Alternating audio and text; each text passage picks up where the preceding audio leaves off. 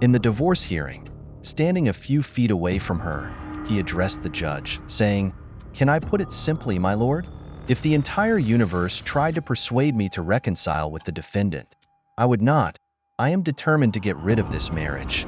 He did not shirk from describing before the court the disappointment and misery of married life after he returned from prison.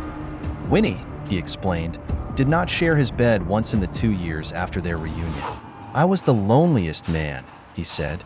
Those are the words of the anti-apartheid hero Nelson Mandela.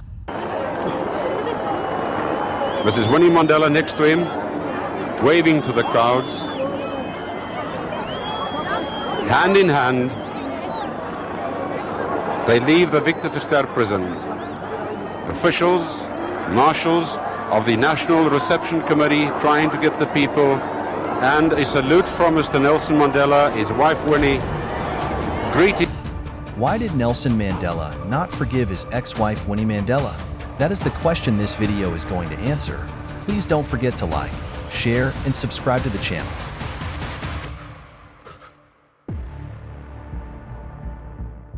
Nelson Mandela was laid to rest on December 15, 2013. John Carlin, in his book, Knowing Mandela, reveals why he never forgave the former wife who featured throughout the 10-day mourning period after his death and was even in the official program of the funeral.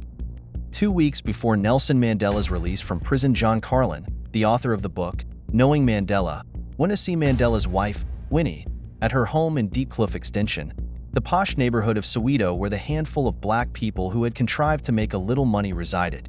It was known as Beverly Hills to Soweto's other residents. Winnie's home, funded by foreign benefactors, was a 2-floor, 3-bedroom house with a garden and a small swimming pool.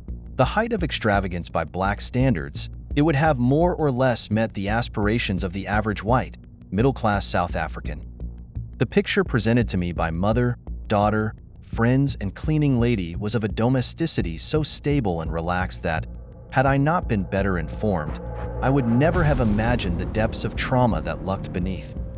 Winnie had been continually persecuted by agents of the apartheid state during the 1970s and 1980s. She had borne the anguish of hearing her 2 small daughters screaming as the police broke into her home and carted her off to jail. She had spent more than a year in solitary confinement.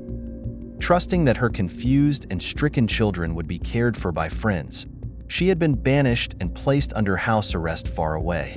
But she was back. Her circumstances altered dramatically for the better now that Mandela's release was imminent. On a bookshelf, there was a row of framed family portraits, a Christmas card, and a birthday card. Only a month had passed since Christmas, but nearly 4 since Winnie had turned 53. I could not resist taking a closer look. I opened the Christmas card, which was enormous, and immediately recognized Nelson Mandela's large, spidery handwriting. "Darling, I love you. Madiba," it said. Madiba was the tribal name by which he liked to be known to those close to him. On the birthday card, he had written the same words. If I had not known better, I might have imagined the cards had been sent by an infatuated teenager. Once we began our interview, Winnie took on just such a role, playing the tremulous bride-to-be, convincing me she was in a state of nervous excitement at the prospect of rekindling her life's great love. Close up, she had, like her husband, the charisma of the vastly self-confident, and there was a coquettish, eye-fluttering sensuality about her. It was not hard to imagine how the young woman who met Mandela one rainy evening in 1957 had struck him, as he would later confess, like a thunderbolt. The Mandela the world saw wore a mask that disguised his private feelings, presenting himself as a fearless hero, immune to ordinary human weakness. His effectiveness as a leader hung, he believed, on keeping that public mask from cracking. Winnie offered the greatest test to his resolve. During the following years, the mask cracked only twice. She was the cause both times. The first was in May 1991. She had just been convicted at Johannesburg's Rand Supreme Court of assault and accessory to kidnapping a 14-year-old black boy called Stompel Moketsi, whom her driver had subsequently murdered. Winnie had been led to believe, falsely as it turned out, that the boy had been working as a spy for the apartheid state. Winnie and Mandela walked together down the steps of the Grand Court building. Once again the actress, she swaggered to the street, right fist raised in triumph. It was not clear what she could possibly have been celebrating, except perhaps the perplexing straight off to jail and would remain free pending an appeal. Mandela had a different grasp of the situation. His face was gray, his eyes were downcast. The second and last time was nearly a year later. The setting was an evening press conference hastily summoned at the drab headquarters of the ANC. He shuffled into the room, sat down at a table, and read from a piece of paper, beginning by paying tribute to his wife. My love for her remains undiminished. However, in view of the tensions that have arisen owing to differences between ourselves in a number of issues in recent months, we have mutually agreed that a separation would be best for each one of us. I hope you'll appreciate the pain I have gone through. And I now end this interview. Mandela's love for Winnie had been, like many great loves, a kind of madness, all the more so in his case as it was founded more on a fantasy that he had kept alive for 27 years in prison than on the brief time they had actually spent together. The demands of his political life before he was imprisoned were such that they had next to no experience of married life, as Winnie herself would confess to me that morning. "I have never lived with Mandela," she said.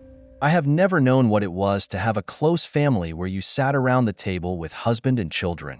I have no such dear memories. When I gave birth to my children, he was never there, even though he was not in jail at the time." It seemed that Winnie, who was 22 to his 38 when they met, had cast a spell on him, or maybe he cast a spell on himself, needing to reconstruct those fleeting memories of her into a fantasy of tranquility where he sought refuge from the loneliness of prison life. His letters to her from Robben Island revealed romantic, sensual side to his nature that no one but Winnie then knew. He recalled the electric current that flushed through his blood as he looked at her photograph and imagined their caresses. The truth was that Winnie had had several lovers during Mandela's long absence. In the months before his release, she had been having an affair with Dali Mpofu, a lawyer 30 years her junior and a member of her defense team. She carried on with the affair after Mandela left prison. ANC members close to Mandela knew that was going on, as they did about her frequent bouts of drunkenness. I tried asking them why they did not talk to Mandela about her waywardness, but I was always met by frosty stares. Winnie became a taboo subject within the ANC during the 2 years after Mandela left prison. Confronting him with the truth was a step too far for the freedom fighters of the ANC. His impeccably courteous public persona acted as a coat of armor protecting the sorrowing man within. But there came a point when Mandela could deceive himself, or the public, no longer. Details of the affair with Mpofu were made luridly public in a newspaper report 2 weeks before the separation announcement. The article was a devastating, irrefutable expose of Winnie's affair. It was based on a letter she had written to Mpofu that revealed he had recently had a child with a woman whom she referred to as a white hag. Winnie accused Mpofu of running around fucking at the slightest emotional excuse. "Before I am through with you, you are going to learn a bit of honesty and sincerity and know what betrayal of one's love means to a woman. Remember always how much you have hurt and humiliated me. I keep telling you the situation is deteriorating at home. You are not bothered because you are satisfying yourself every night with a woman. I won't be your bloody fool, Dali." In private, Mandela had already endured quite enough conjugal torture. I learned of one especially hurtful episode from a friend of Mandela some years later. Not long after the end of her trial, Winnie was due to fly to America on ANC-related business. She wanted to take Mpofu with her, and Mandela said she should not. Winnie agreed not to, but went with him anyway. Mandela phoned her at her hotel room in New York, and Mpofu answered the phone. On the face of it, Mandela was a man more sinned against than sinning, but he did not see it that way. It was his belief that the original sin was to have put his political cause before his family. Despite everything, Mandela believed when he left prison that he would find a way to reconcile political and family life. Some years after his separation from Winnie, I interviewed his close friend Amina Kashalia, who had known him since before he met Winnie. His one great wish, she told me, was that he would come out of prison and have a family life again with his wife and the children. Because he's a great family man, and I think he really wanted that more than anything else, and he couldn't have it. His fallout with Winnie only deepened the catastrophe, contaminating his relationships with other family members, among them his daughter Zinzi. She was a far more complicated character than I had imagined when I chatted with her cheerfully in her mother's kitchen over fried eggs. At that very moment, in late January 1990, her current lover, the father of her third child, was in a prison cell. 5 days later, he hanged himself. Zinzi was very much her mother's daughter, inheriting her capacity to dissemble as well as her strength of personality. The unhappiness and sheer chaos that she would endure in her own private life, a mirror of her mother's, found expression in a succession of tense jail. Some years later, the Minister of Justice and the Chief of National Intelligence admitted to me that they had conveyed a message to the relevant members of the judiciary to show Winnie leniency. Mandela's mental and emotional well-being were essential to the success of the negotiations between the government and the ANC. For him to bow out of the process could have had catastrophic consequences for the country as a whole. Jailing Winnie would be too grave a risk. Bizarrely, one of the guests at Zinzi's wedding, prominently positioned near the top table, was the white hag Winnie had derided and had been standing up, turned his back on Winnie and returned stiffly to the top table. Grim-faced for the rest of the night, he treated Winnie as if she did not exist. At one point, Sussman passed him a note. "Smile, Nelson," it said. In October 1994, 5 months after Mandela had become president, I spoke to a friend of his, one of the few people in whom he confided the details of his marital difficulties. The friend leaned over to me and said, "It's amazing. He has forgiven all his political enemies, but he cannot forgive her." During their divorce proceedings a year and a half later, he made his feelings towards Winnie public at the Rand Supreme Court, where he had accompanied and supported Winnie during her trial in 1991. As his lawyer would tell me later, he was arbitrarily generous about sharing his estate, giving Winnie what was more than fair. But he made his feelings bluntly known in the divorce hearing. Standing a few feet away from her, he addressed the judge, saying, "Can I put it simply, my lord? If the entire universe tried to persuade me to reconcile with the defendant, I would not. I am determined to get rid of this marriage." He did not shirk from describing before the court the disappointment and misery of married life after he returned from prison. Winnie, he explained, did not share his bed once in the 2 years after their reunion. "I was the loneliest man," he said. He did not shirk from describing before the court the disappointment and misery of married life after he returned from prison. Winnie, he explained, did not share his bed once in the 2 years after their reunion. "I was the loneliest man," he said. Happily for his country, one did not drain energy from the other. Thanks to a kind of self-imposed apartheid of the mind, personal anguish and the political drive inhabited separate compartments and ran along parallel lines. When you lead the kind of life we lead, if you are involved in a revolutionary situation, you cease to think in terms of self, she said. When a relationship breaks down, both for personal and professional reasons,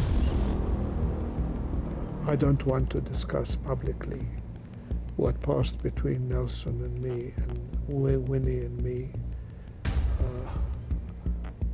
I'd like it to be part of the history which may be partly recorded in documents and others, but I find it difficult to speak about it.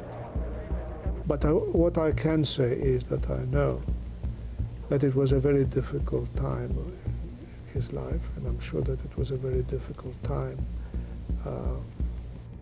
for Winnie.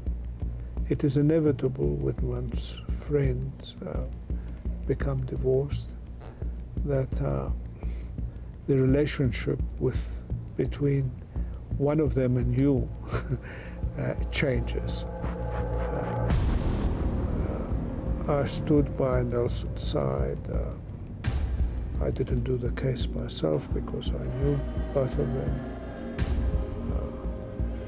I played some role in the negotiations between them. But it was very hurtful, and I can say, repeat what he has said publicly. He has feelings of guilt